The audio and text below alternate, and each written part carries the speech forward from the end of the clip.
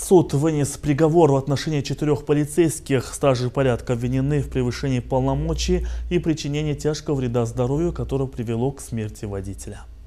Напомним, трагический случай имел место в июле 2019 года. Полицейские остановили водителя авто за нарушение правил дорожного движения и управления автотранспортом в нетрезвом состоянии. На этой почве возникает конфликт. Стражи порядка вызвали дополнительные силы и по данным уголовного дела вынудили 43-летнего водителя выйти из машины.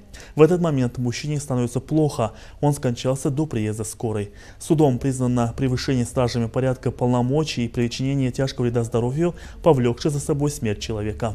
Двое бывших полицейских осуждены на 9 лет, третий на 7 лет, четвертый на 6 лет лишения свободы. Подсудимые Кенесулы Аскарбек и Каначаев Рамат Раймбекович признаны виновными по статье 362 Уголовного кодекса Республики Казахстан, часть 4, пункт 1. Они не имеют права работать в правоохранительных органах в течение 10 лет. Каждому из них назначено наказание в виде лишения свободы сроком на 9 лет. Подсудимый Асан Еркебулан Асанович признан виновным по части 4 статьи 362 Уголовного кодекса Республики Казахстан, лишен права работать в правоохранительных органах в течение 10 лет. Ему назначено наказание в виде лишения свободы на 7 лет. Курманияз Аслан Кайратулы признан виновным по статье 362 части 4 пункт 1 и лишен права работать в правоохранительных органах в течение 10 лет. Ему назначено лишение свободы сроком на 6 лет.